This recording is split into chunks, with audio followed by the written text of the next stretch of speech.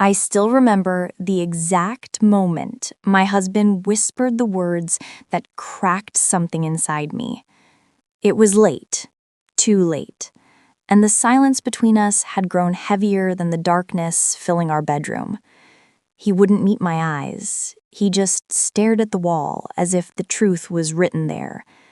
Then he exhaled sharply, like my existence exhausted him. And he said it, the sentence that would haunt me for months. Maybe we can't have a baby because something's wrong with you. I froze, my body still, my heart loud, my mind racing. Wrong with me? The man I loved, the man who promised to protect me, had turned my greatest fear into a weapon. My throat tightened, but I forced myself to speak. "Then let's both get tested," I whispered, but he shook his head immediately, too fast, almost scared. For weeks, he avoided the topic. Every time I mentioned testing, he made a new excuse. Work, fatigue, not in the mood. He'd snap, argue, walk away. Sometimes he'd even accuse me again, as if repeating the lie made it true. Yet, in quiet moments, I caught him looking at me with guilt flickering behind his anger, as if he was hiding something big. And when I discovered what he was hiding, everything changed. I went alone. He claimed he was too busy, but I already knew that was a lie. The clinic smelled like antiseptic and hope, a strange combination that made my stomach twist. The doctor spoke gently, examining my reports, flipping pages slowly. Then he looked up with a soft smile. "Your tests are normal," he said. My heart dropped, not with relief, but with confusion. If my tests were normal, then whose weren't? I drove home with trembling hands. His face kept flashing in my mind. Every excuse, every argument, every accusation. The guilt in his eyes suddenly made sense. He wasn't avoiding tests. He was avoiding the truth. A truth he already knew. I found it by accident. A folded envelope stuffed in his bedside drawer, hidden beneath old receipts. My name wasn't on it. His was. My chest tightened as I opened it. The medical terms blurred through my tears, but one sentence hit like a storm. Low sperm count, severe. My hands went cold as I stared at the report. My husband, the man who blamed me, shamed me, broke me, had known all along. He wasn't avoiding tests. He was avoiding being exposed. Every cruel word he threw at me suddenly twisted into a reflection of his own fear. He blamed me to hide his truth.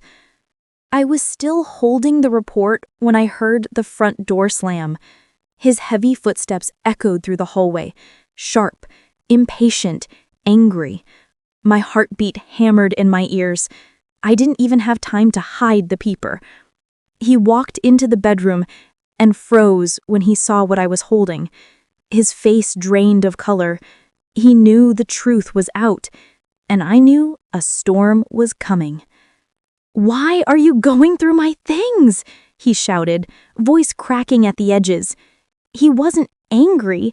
He was terrified. I lifted the paper slowly, my hand trembling. "You knew," I whispered. The room seemed to shrink, trapping us both. He opened his mouth, but no excuse came out this time. He grabbed the paper from me, too aggressively. "It's not what you think," he said. But his eyes betrayed him. He wasn't fighting for our marriage. He was fighting to save his ego. "I didn't tell you because I didn't want to disappoint you," he said. But I'd never felt more disappointed in my life. I stood there, silent, shaking, but stronger than I had ever been. "All this time you blamed me?" I said, my voice breaking but steady. His jaw tightened, eyes darting away like he was searching for a new lie to hide behind, he stepped closer, anger rising like he needed to win something. "I'm a man. Men don't get blamed for this," he said. I blinked, stunned. "So instead of facing it, you blamed your wife?" His silence was louder than an answer. The truth wasn't his infertility. The truth was his pride. "For months, I cried myself to sleep," I told him. "You made me feel defective. You made me hate my own body." He looked down, but I didn't let him escape this time. "You should have trusted me," I said. "You should have chosen honesty, not humiliation." He swallowed hard, finally realizing the damage. He grabbed the paper from me too aggressively. "It's not what you think," he said, but his eyes betrayed him. He wasn't fighting for our marriage. He was fighting to save his ego. "I didn't tell you because I didn't want to disappoint you," he said, but I'd never felt more disappointed in my life.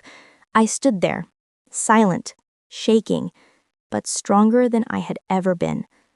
"All this time you blamed me?" I said, my voice breaking but steady.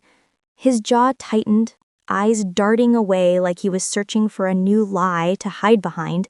He stepped closer, anger rising like he needed to win something. "I'm a man. Men don't get blamed for this," he said. I blinked, stunned. "So instead of facing it, you blamed your wife?" His silence was louder than an answer. The truth wasn't his infertility. The truth was his pride. "For months, I cried myself to sleep," I told him. "You made me feel defective. You made me hate my own body." He looked down, but I didn't let him escape this time. "You should have trusted me," I said. "You should have chosen honesty, not humiliation." He swallowed hard, finally realizing the damage. He finally broke. His shoulders dropped and the anger drained from his face like a mask melting off. "I'm sorry, please," he whispered, voice trembling. "I didn't know how to tell you. I felt like less of a man." Tears gathered in his eyes, something I'd never seen before. For a moment, the room filled with a strange silence. A silence where two people realize how far they've fallen. But the apology wasn't the real twist. What happened next changed everything. Just when he opened his mouth to speak again, his phone buzzed. Once, twice, non-stop. He looked at the screen and froze, panic flickering in his eyes. The guilt that flashed across his face wasn't about the fertility report anymore. He quickly turned the phone face down, hand shaking. That single move felt wrong. He tried to slide his phone into his pocket, but not fast enough, because I caught a glimpse of the name flashing across the screen. Dr. Samina, private. My stomach twisted. A private doctor calling him this late? And calling repeatedly? His face went pale when he realized I saw it, and the truth behind those calls was darker than anything I expected. He stepped back like I had suddenly become dangerous. "It's nothing," he said too quickly, too rehearsed. "You don't need to worry about that." My heart thudded painfully. "This is the doctor who gave you the fertility report, isn't it?" His eyes widened with fear. It was clear he had more secrets. My heart pounded so loudly I could barely hear my own breath. I stepped closer, eyes locked on his. "Who is she?" I asked, my voice steady, but trembling inside. He shook his head, avoiding my gaze. "It's not what you're thinking," he whispered. But the fear on his face told a different story, a story I wasn't prepared for. He rubbed his forehead, pacing like he was trapped in a room with no doors. "She's just a specialist," he said. "Then why is she calling you at night?" He froze. His silence sliced deeper than any answer. I could see it now. He had gone to her before he blamed me, and the reason he went to her was the real betrayal. He took a deep breath, as if preparing to swallow fire. "I've been seeing her for months," he said. My chest tightened. "Behind my back?" "Yes, I didn't tell you because I didn't want you to know." Know what? The truth was about to hit me harder than the accusation ever did. He finally looked at me. Truly, he finally looked at me. Truly looked at me. "She's the doctor who diagnosed me," he whispered. "I knew about my infertility long before you did." The room spun. My breath caught in my throat. He had known. He had known for months and still blamed me. You think this is the worst part? It's not. What he did next was unforgivable. He stepped closer, voice cracking. I asked her if there were other options. The way he said options sent a chill down my spine. I swallowed. What kind of options? His eyes dropped, the shame finally breaking through the lies. He had considered something I never imagined. Want to know the option he secretly suggested? It will shock you. He couldn't even look at me when he said it. I asked her if we could use a donor without telling you. My heart dropped to my feet. You wanted to get me pregnant with someone else's child behind my back? He nodded slightly, guilt turning his face pale. I just wanted to fix it before you found out. Fix it? He was willing to deceive me at the deepest level a marriage could ever break. The betrayal wasn't infertility. It was the plan he made alone. My knees weakened. Every word he said sliced through the last pieces of trust I had left. You were going to let me think it was ours? He closed his eyes, tears finally falling. I didn't want to lose you. But he had already lost me the moment he decided deceit was easier than honesty. I felt something die inside me. And just when the truth seemed unbearable, his phone buzzed again. This time he didn't hide it. A new message flashed across the screen. "We need to talk. Urgent. About your wife." My blood ran cold. He snatched the phone and stepped back, defensive, terrified. There was more. Much more. Before he could lock the phone, another notification appeared. From the same doctor, but this message had a name in it. A name I wasn't expecting. My name. Followed by 4 words that made the ground shift beneath me. She deserves to know everything. The moment he read the message, his face went blank, as if every lie he ever told was suddenly collapsing on him. He quickly locked the phone, but it was too late. I had seen my name, and those 4 words.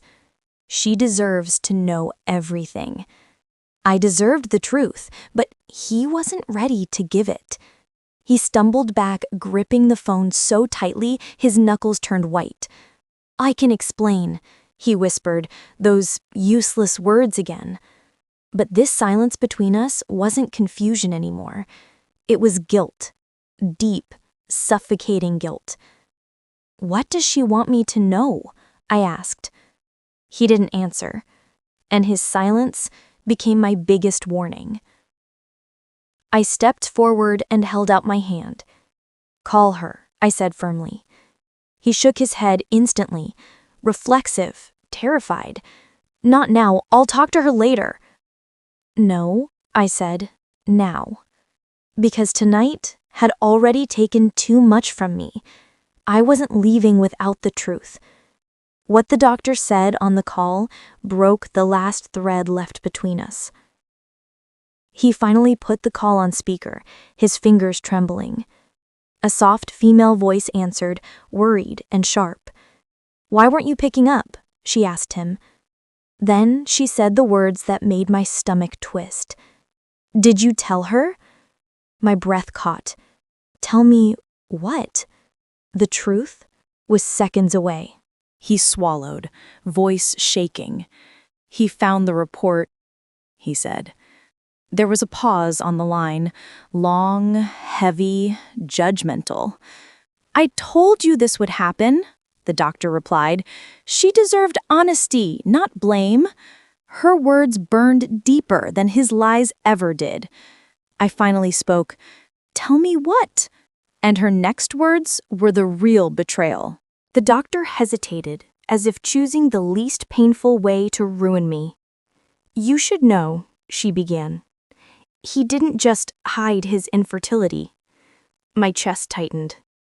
There's more, something important. I felt the floor tilt beneath me. What more? I whispered. What she revealed next shattered. He took another test, the doctor said, but not for infertility. My husband squeezed his eyes shut, caught, defeated. This report wasn't about conceiving, she continued. It was about his health. My whole body went numb. He hadn't hidden just one truth, he'd hidden two. The second secret is the darkest one. Her voice softened, as if preparing me for impact.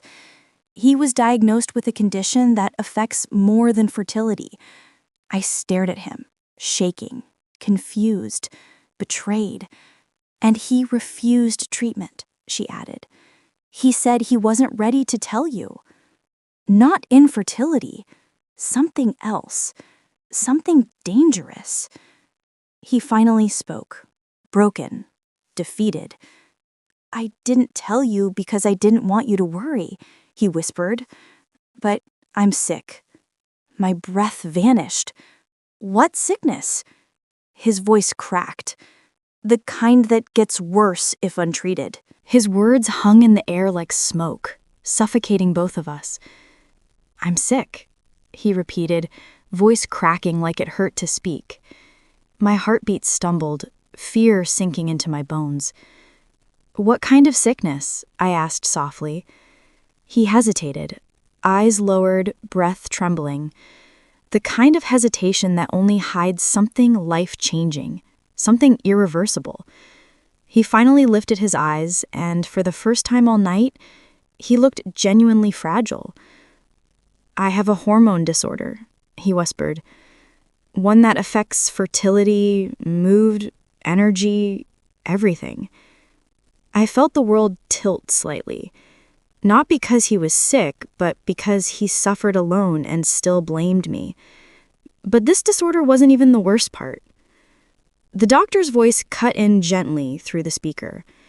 He ignored treatment for months, she said. He said he didn't want to appear weak.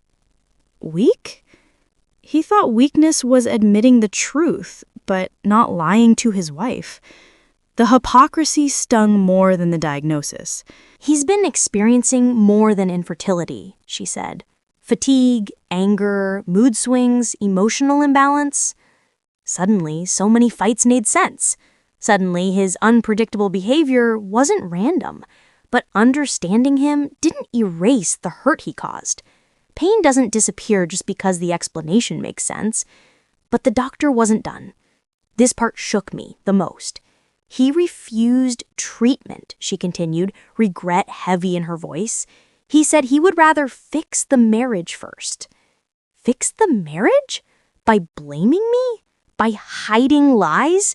By planning to use a donor in secret? His choices weren't born from love. They were born from fear and ego. And now he had to face the consequences. I looked at him, really looked at him. For months, I begged for truth, connection, and effort. Instead, he gave me lies, accusations, and emotional wounds I still carried. Yes, you're sick, I said quietly, but that doesn't excuse what you did. He lowered his head in shame. For once, he didn't argue. What he said next changed everything about our future. I want to get better, he whispered. I want us to try again, together. His tears finally fell, but mine didn't. I was too exhausted to cry anymore. "You want forgiveness," I said, "but you haven't even earned trust." He winced because he knew it was the truth. And then he said the one sentence that I never expected. "I didn't just avoid treatment," he said softly. "I was scared you'd leave if I told you how bad it was." I stepped back, breath trembling. "You didn't trust me with your truth," I said, "but you trusted me enough to blame me for your pain?" His silence was an admission, and it broke something in me forever. I wiped my tears and stood straighter, feeling something shift inside me. "I'll help you get treated, but we're not okay." His eyes widened. Fear, regret, desperation. "I need space," I continued.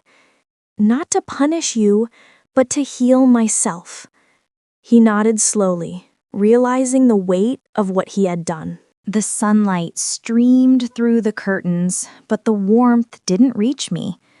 I sat on the edge of the bed, staring at the space where he should have been honest all along. He didn't speak, didn't try to convince me otherwise.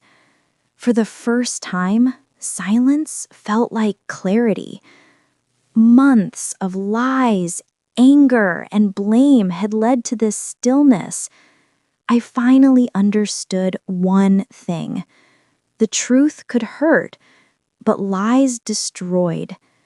He entered slowly, careful, almost afraid. "I've scheduled an appointment," he said softly, voice shaking. "My treatment starts tomorrow. I want to face this for us." I looked at him, not with warmth, not yet, but with cautious hope. "Facing it doesn't fix everything," I whispered. "It only begins the process, if you're honest this time." He nodded, eyes wet, finally accepting responsibility. And then he did something unexpected. He knelt down before me, something he had never done in our marriage. "I am so sorry," he said, genuinely broken, "for blaming you, for hiding the truth, for hurting you."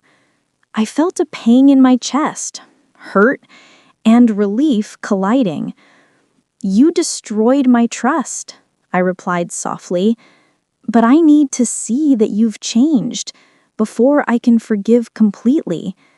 He swallowed. Knowing words alone wouldn't repair the damage. But the healing isn't just about him. It's about my own choice. I walked to the mirror, staring at my reflection. The tears had left tracks, but my eyes were clearer than ever. I realized I had spent months carrying his lies as if they were my own failures. It was time to reclaim myself, time to decide if love alone was enough, or if my peace mattered more.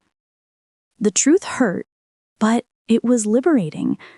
And for the first time, I felt in control. And the decision I made next shocked him. I turned to him, steady, unwavering. "I will stand by you if and only if you're fully honest from now on," I said. "No excuses, no lies, no blaming me ever again." He nodded slowly, tears brimming, understanding the gravity. "I will do whatever it takes," he whispered. I let him know this wasn't just about forgiveness.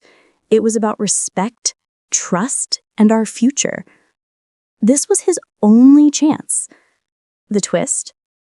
Our story doesn't end with just apologies. Weeks passed. Treatment began. Honesty replaced lies. And then life did what we never expected. A simple, quiet moment laughing together in the kitchen revealed something miraculous. I felt the first flutter of hope, the possibility of a family we could share, not built on lies, but truth. It wasn't immediate happiness. It was the beginning of trust restored, And the last lesson? Sometimes truth and love don't come easily, but they come. I finally understood the harshest lesson of all. Blame is easy, truth is hard, and love is patient, but only if nurtured with honesty. He had lost months, but maybe, just maybe, we could gain years. Years built on trust, respect, and understanding. The house was quiet now, not suffocating with lies, but filled with cautious hope. I touched my belly instinctively, feeling life's quiet promise, and whispered to myself, I survived the lies, the blame, and I will survive the truth. If this story touched your heart, please like the video. It really helps the channel. Share your thoughts below and tell me, where are you listening from? Don't forget to subscribe for more emotional, powerful SoulSpeak stories.